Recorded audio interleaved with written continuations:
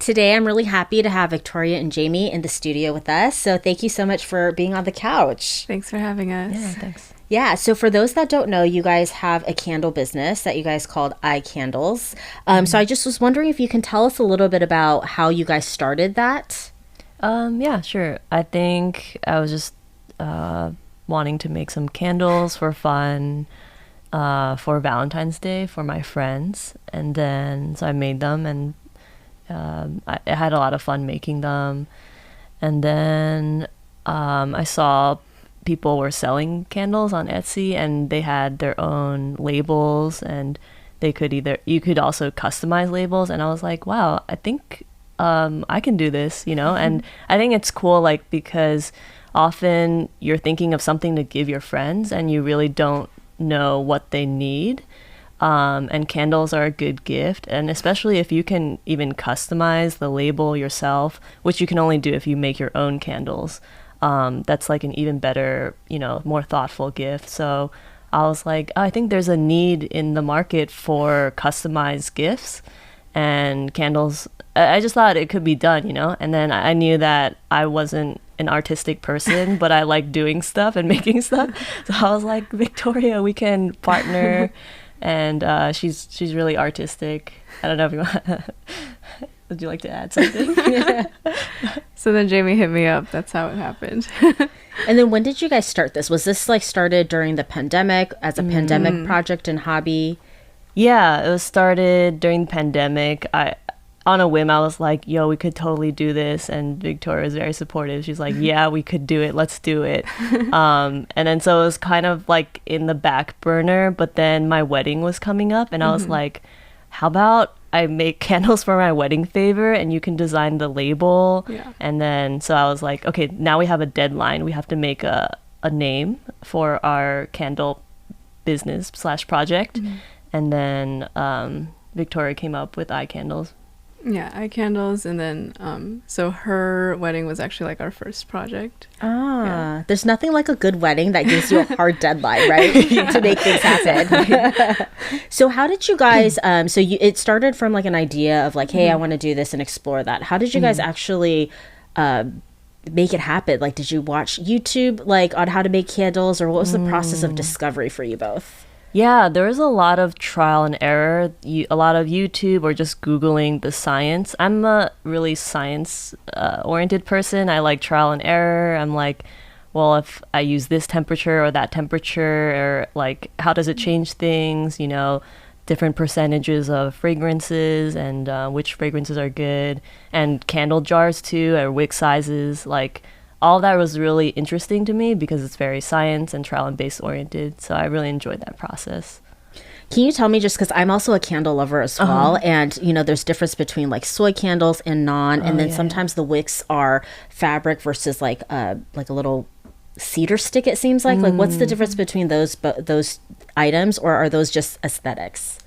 Yeah, we use cotton wicks between the wood, and it is just aesthetics. I think I don't use the wooden ones, but yeah, if a candle in the store is not labeled, it's most likely not a soy candle, because soy candles are more expensive, and they're also harder to make, harder for it to look pretty.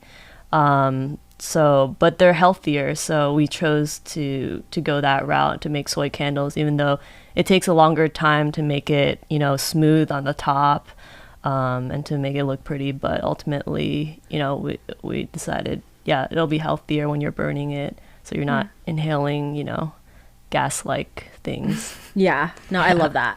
And then how much of trial and error did you guys go through? Like, what was that time process like? It was a while. So we had these like 2-ounce little tins. So I would try it and then I'll give it to Victoria to try it.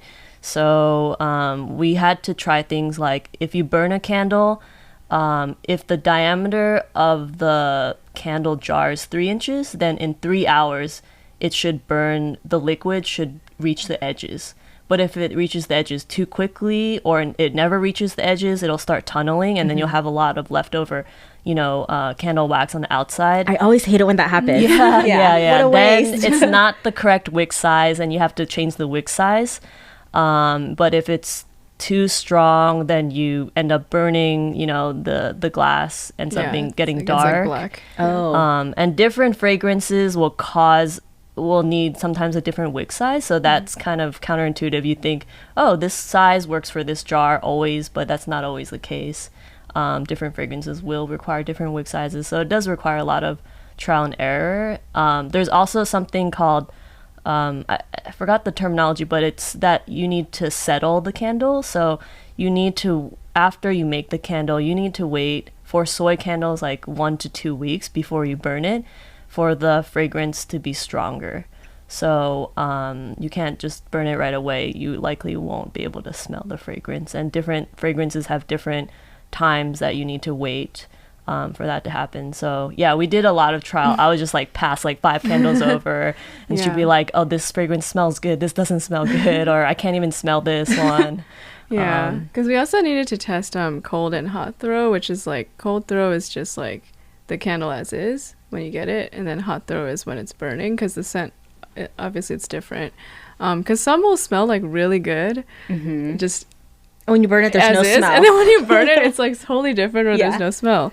So there was like a lot of that. And then there were a lot of like, we were going through a lot of scent options too as well, because we didn't want our scent menu to be like just like too much, just be too many. Because like sometimes, when you go to like, sometimes when you go to like a boba shop and there's like too many options, everything is mediocre. Right. You kind of just get lost in just the offerings. No offense to the boba shops that have really extensive menus, but we just wanted to keep it like, the ones that we do, we really like and are really good, like that. So we did go through a lot during that time. Yeah. How did you guys, and thank you for sharing, because now I know why. Like if I see my candles be black or like there's tunneling, I know that they didn't like do enough testing for like the wicks and all of that. But when you guys were thinking about your fragrances, like what was your angle in figuring out what you wanted to offer? And then is there a common thing between the fragrances you have, or is it just whatever you're inspired by of the moment? I feel like it's just what we like. And it's kind of like we just both need to like it. And then we also ask like a couple testers around us in our lives to test the scents as well. And then we do find ourselves drawn to certain scents, like I guess maybe because of our heritage as well. So like some of our items that you've seen as well have like kind of like an Asian inspiration behind them, so we do kind of go in that direction as well. What are the scents that you guys have now? I know your popular one, or I would say your original, right, is your jasmine green tea. Okay, and then what are some of the other scents you have?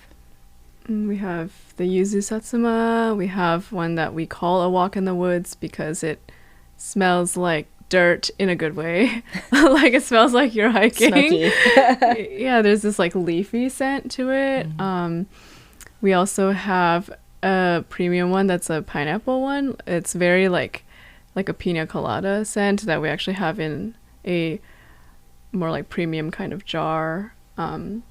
We also have the almond one that's kind of, if you've ever had like almond tea, it basically smells like that. And then we sometimes release some special ones as well. Yeah, we also have coffee. Yeah. Coffee. Oh, coffee. Yeah. That one's a stronger one. Yeah. Yeah, so I definitely see a lot of the inspiration coming from heritage, but also just like you mentioned from the things that you guys like. What is that journey like to actually create a scent? Is it literally picking out oils and combining them, or can you kind of chat with us on how to create a scent? That is not as there's some misconceptions. Some people, because for our jasmine green tea, we do for decorative purposes put a few like tea leaves in the candle, and people are like, oh, are these like 3 pieces of tea leaves contributing to the really strong jasmine scent? And the answer is no, they're mainly decorative. All of our candles use fragrance oils that we purchase from various suppliers because we've tested them. They have strong scents. Another difficulty of soy candles is a lot of times it's hard to produce a stronger scent for soy candles versus the default material. So So yeah, a lot of testing goes into that. So yeah, we don't mix scents. We did mix when we were testing, and then we were like, like remember there was like a peach something one we mixed with something. Yeah, we did. We tried doing like white tea and peach. Maybe it sounds like a boba drink you would buy, but then it ends up smelling confusing.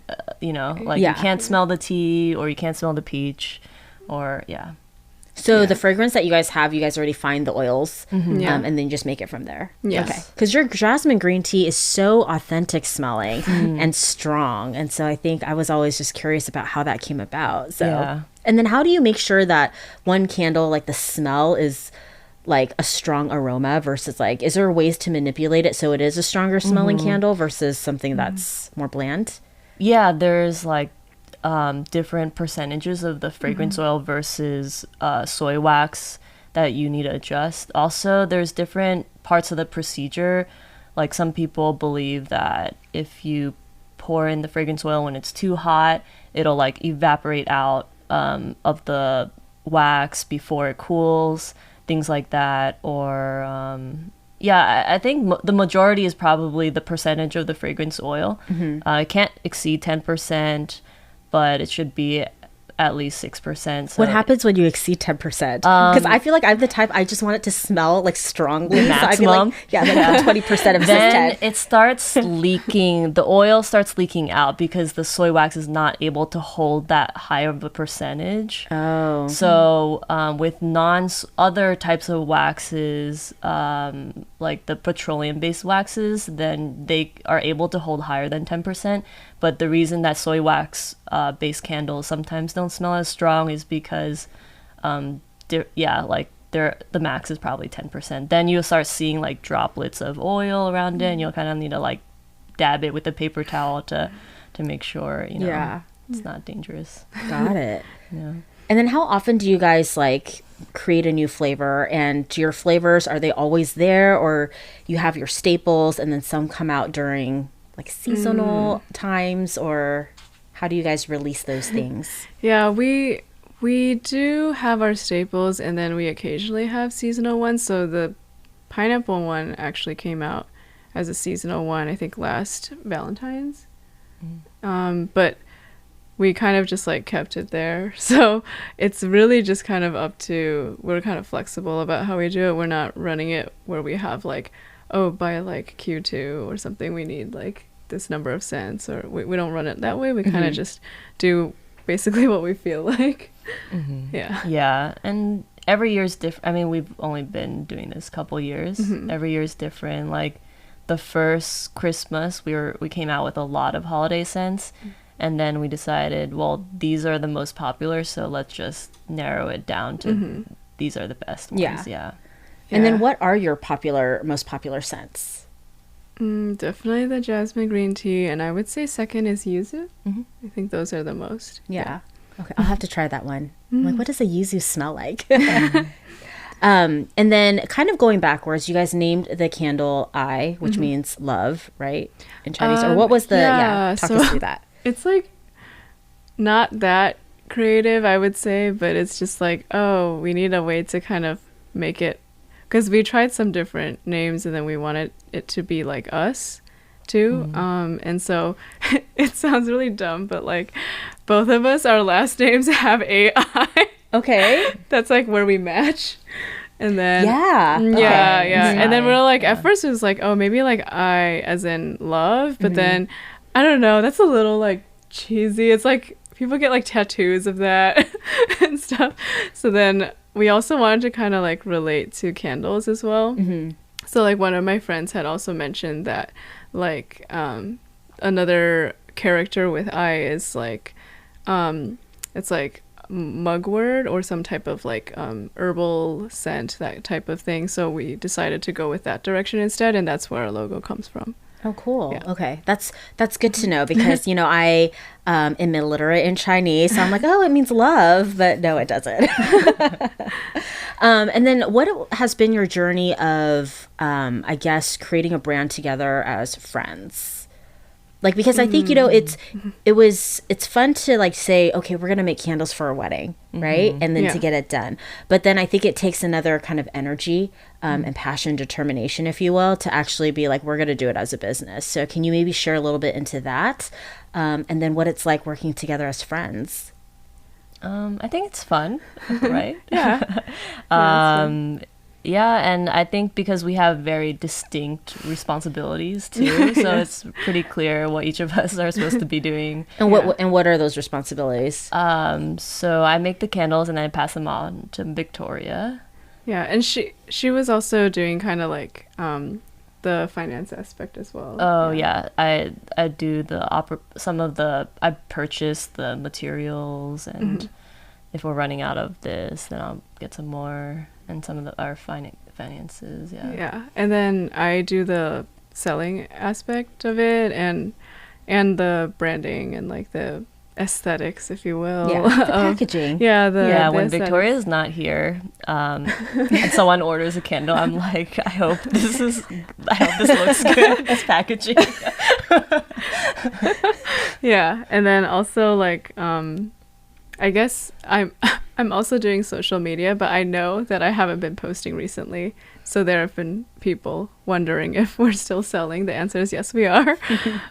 And I will get back onto doing that. What else? Oh yeah, we have like a spreadsheet that we like put our sales and things on as well that she designed.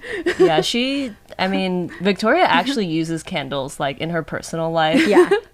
Prior to all of this, I actually never used candles before, so she's like the real deal because she's a real user and knows what she wants, in a candle because she's been using it, prior. And have you turned into a candle person now that you guys do this? Occasionally I will use candles. Yeah. I'm like Victoria. I'm a huge candle person. Like every single room in like my house has a candle burning all the time. Nice. I want my house to smell like Anthropology. You know what I mean? It's just like burning. But was it hard to be like, hey, we're gonna do this, like to actually move it forward into like a viable business? I think the hard part, or what took longer, was actually making it happen, which is why we had used her wedding as the deadline. So that was like the way to kind of launch it. But after that, we kind of just like, we're like really good friends anyways. Yeah.